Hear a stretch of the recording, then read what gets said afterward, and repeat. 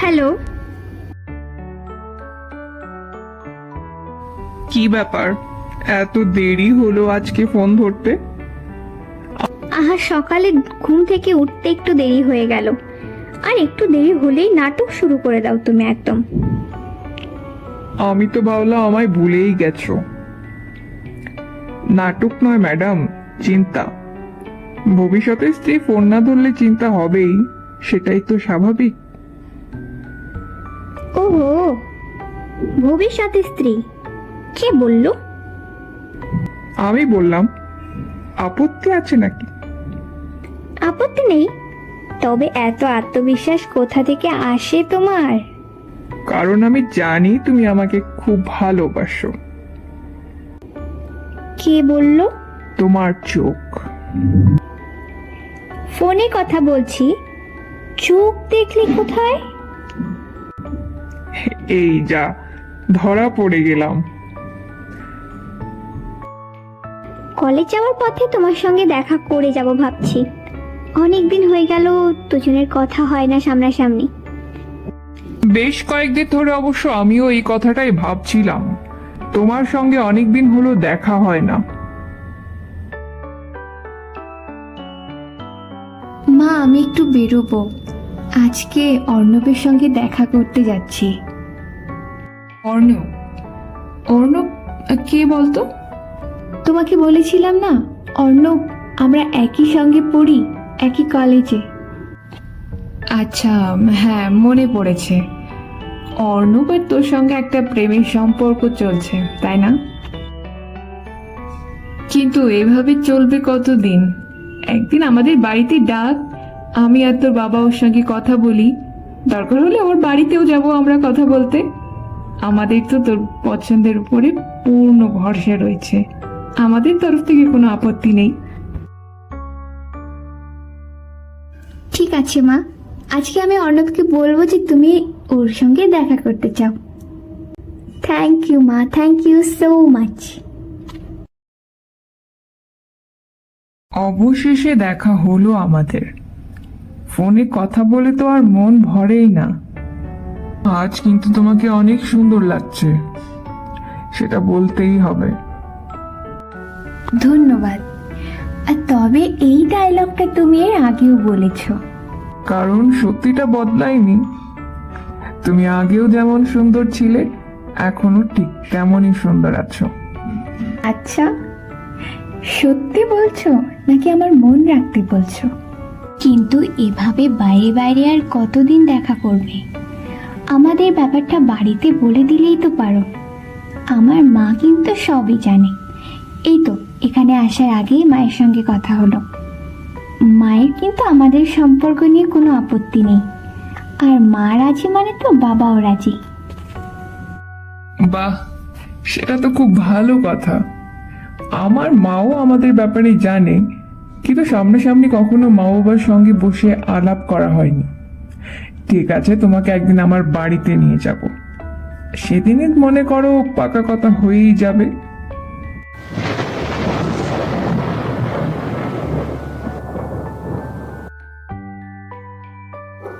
আরে দেখো, কেমন মেঘ জমেছে। মনে হচ্ছে এক্ষুনি ঝমঝম করে বৃষ্টি আসবে। আরে না, এটা তো কয়েকটা মেঘ মাত্র। এক্ষুনি হাওয়ায় সব উড়ে যাবে, কোনো বৃষ্টি টিষ্টি হবে না, দেখো।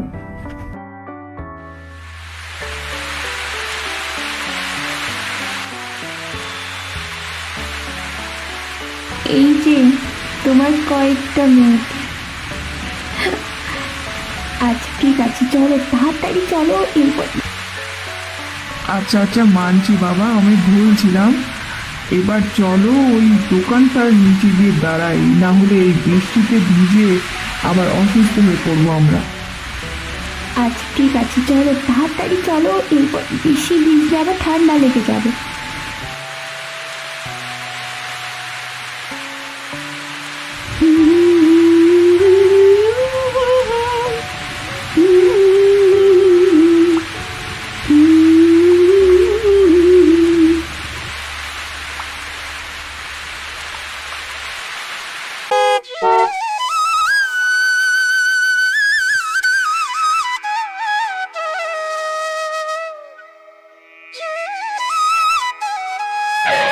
এই নাও, চলে এসছি তোমার বাড়ি।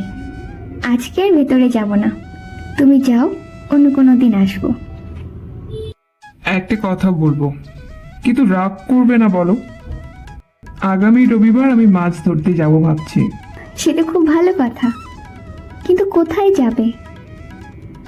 ওই যে গ্রামের পাশে পুরনো জঙ্গলটা আছে না, তার ভেতরের পুকুরে। কি বললে? ওই পরিত্যক্ত জঙ্গলে? হ্যাঁ, শুনেছি ওখানে অনেক বড় বড় মাছ পাওয়া যায়। মাছ আছে কিনা আমি জানি না, কিন্তু জায়গাটা একদমই নিরাপদ নয়। সবাই তো ওইদিকে যেতে বারণ করে, আর তুমি সেখানেই যাবে? আরে আমি একটু ঘুরে দেখবো আর মাছ ধরবো, কিছু হবে না। তুমি অযথা চিন্তা করছো। কিচ্ছু হবে না, এই কথাটা আমাদের সব থেকে বড় ভ্রম।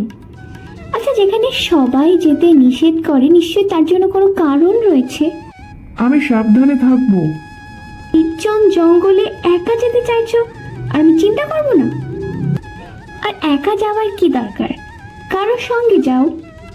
সবাই ব্যস্ত আর আমি একাই যেতে চাই।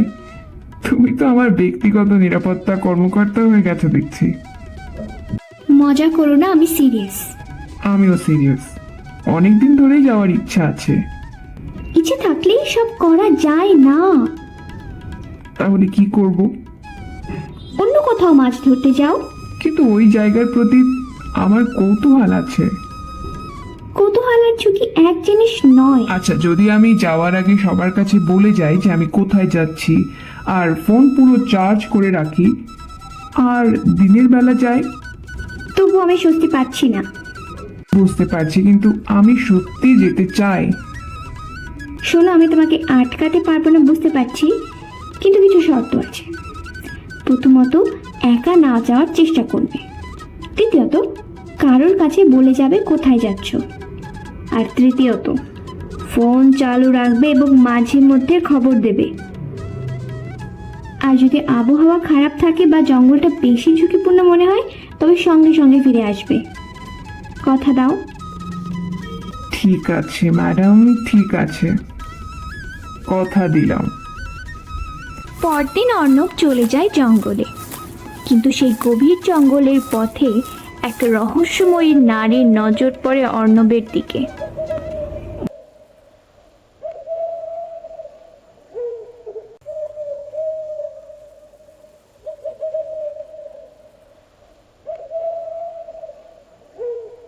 মুহূর্তে সেই নারী তার নিজের রূপ বদলে অর্ণবের বান্ধবীর রূপ ধারণ করে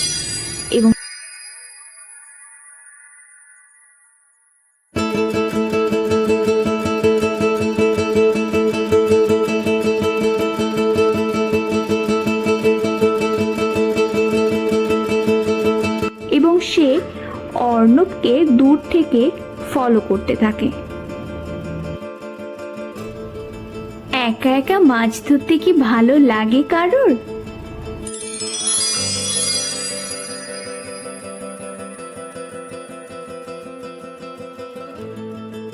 আরে রিমি, তুমি তুমি নিজেই আমাকে বারণ করছিলে, আর এই জঙ্গলে তুমি এলে কি করে? আমি তো তোমাকে জঙ্গলের রাস্তা বলিনি, তাহলে তুমি এখানে কি করে এলে? আমি তোমাকে একা ছাড়তে পারি? কখনোই না। তোমার পেছনে চুপি চুপি আমিও চলে এসেছি, আর দূর থেকে দেখছিলাম তুমি কি করো, আর সময় মতো তোমাকে ডাকবো এই ভেবে এর আগে আর তোমাকে ডিস্টার্ব করিনি। আচ্ছা, যখন এসেই পড়েছো তখন চলো দুজনে মিলেই না হয় মাছ ধরি। আগে না স্যার, আমি এখানে বসে বসে মাছ ধরতে আসিনি। এই জঙ্গলটাকে একটু এক্সপ্লোর করতে এসেছি, আর তুমি আমাকে এই জঙ্গল ঘোরাবে। চলো, আর মাছ তুমি বাজার থেকেও কিনতে পারবে, আর ধরেওছো তো অনেকগুলো। শখ মিটে গেছে, এবার চলো ভালো করে জঙ্গলটাকে ঘুরে দেখি। এরকম অ্যাডভেঞ্চার রোজ রোজ আমরা করতে পারবো নাকি?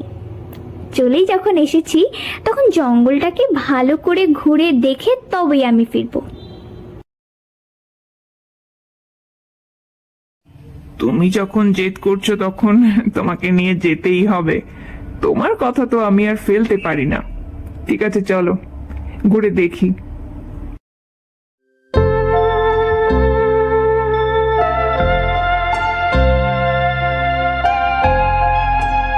আরে দেখো, একটা ভগ্নপ্রায় প্রাসাদ। এই জঙ্গলের মধ্যে এরকম প্রাসাদ কোথা থেকে এলো বলো তো? চলো না প্রাসাদের মধ্যে যাই, একটু দেখি ওখানে কি আছে। না না, এরকম পরিত্যক্ত বাড়িতে হুটহাট করে ঢুকে পড়া একদমই ঠিক হবে না। দাঁড়াও, আমার একটা ফোন এসেছে, দেখি কে ফোন করছে।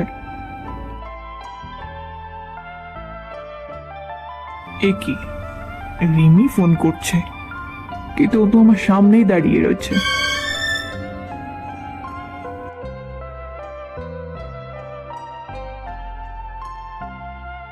এ কি, কে তুমি? কে তুমি আমার সামনে দাঁড়িয়ে আছো? না, তুমি তো রিমি নও। তবে তবে তুমি কে? কে তুমি?